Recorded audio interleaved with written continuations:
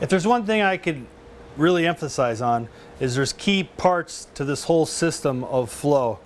You have your wheel guy doing the sauce and holding the tickets like that. You have your sandwich guy preparing all the pastas and the appetizers and the sandwiches. And you have your pizza builders like this. But one of the key positions in this is the guy who's selling the food into the oven. If your tickets come out in order, you should sell all the food on this ticket in order to complete that one ticket. So if I had 8 pizzas on a ticket, let's say, I'm feeding this oven the same way as this ticket's going down in a row. So it's 1, 2, 3, 4, 5, and you're just going to keep going. If you had sandwiches on a single ticket with pizzas, those sandwiches are going in, and then by the time those pizzas are done cooking, after 5 minutes, those sandwiches are going to come back, they're going to be finished, and they're going to be going back to Expo by the time the pizzas are coming out. So the feeder guy, which is also called your inside Expo, is feeding the oven. He controls the whole pace of the kitchen by feeding the oven correctly with the correct toppings on there. You don't want to make food twice. It's the key thing, is you want to make it perfect the first time so it goes in the oven perfect, so there's no problems for the outside Expo guy who's collecting all the food and bagging it and portioning it up. It makes it a lot easier for that guy if this guy's your key. He is the most important person of the line. Expedite air is just as important, but this guy is the key for the success to the smooth transition of the food and the execution of the kitchen.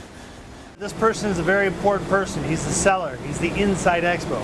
He needs to sell all this food on this ticket in order the best as possibility. So basically you want to start with that ticket as number one. Number one pizza right there. Just go right down the list. We're on these towers. Number 2, just go straight in order. This oven is 500 degrees at 5 minutes, so these pizzas will be done in 5 minutes.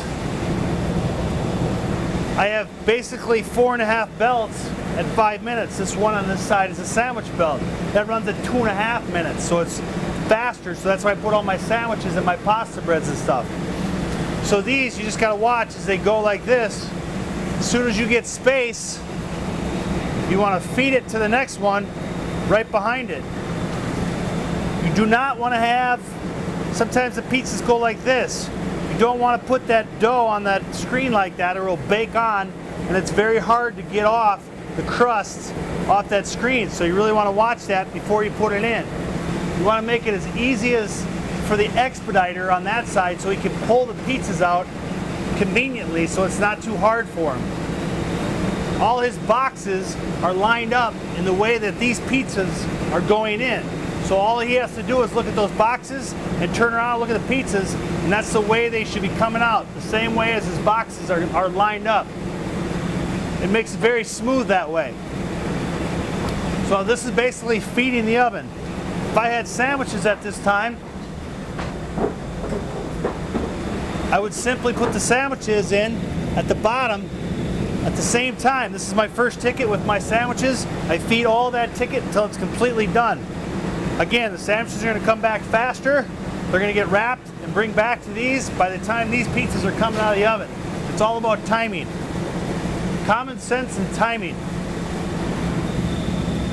I'm filling the oven. I'm not letting any gaps go between this.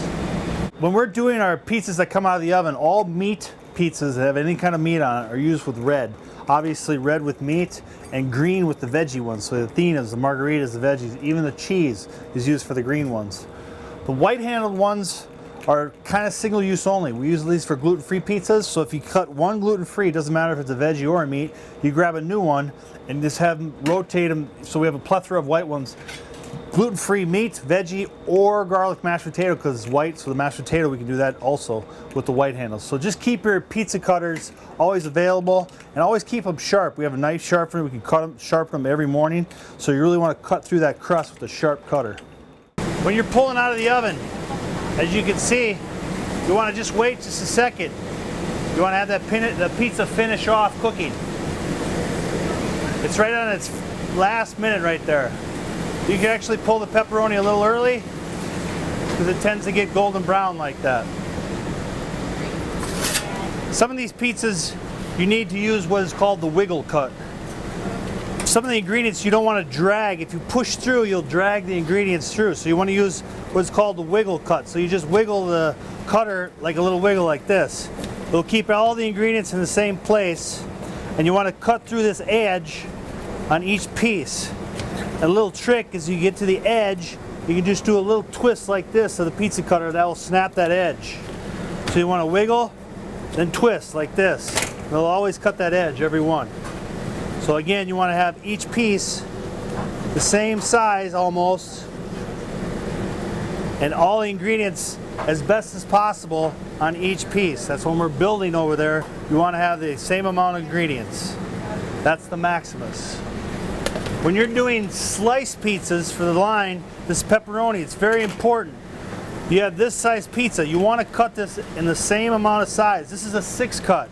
So basically you want to start right down the middle, and you want to go the same size as this. It's very hard to do sometimes. So you want to go slow, and you want to make them almost the same size as best as possible. So each person that buys a piece is getting the same size piece.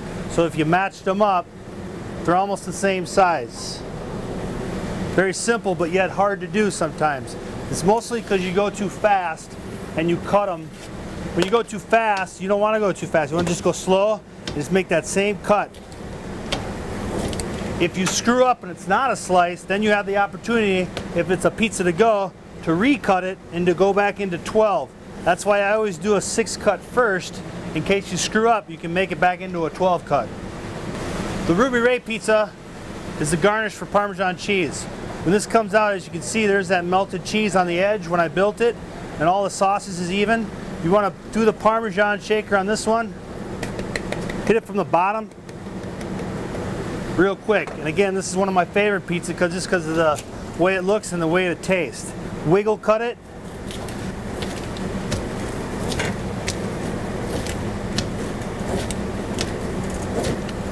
When you pick this pizza up, as you can see, that nice layer of spinach on the bottom of it. It's not too high, and it's fully cooked, so the cheese is melted all the way.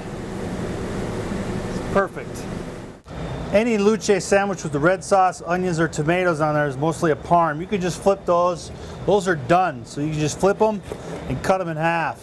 If it's for in-store, you simply want to place it on the plate like this, grab a fresh pickle, and then you simply add plain chips. It's only about 3 ounces of plain chips like this. For in-store, it's like that. Pickle spear up, and the sandwich placed open like this for in-store.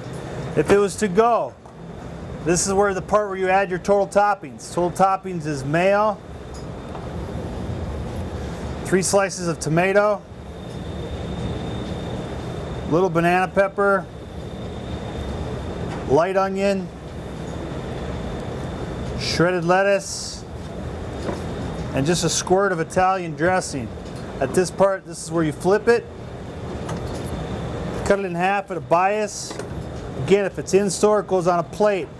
If it's to go, you simply wrap it in the tin foil,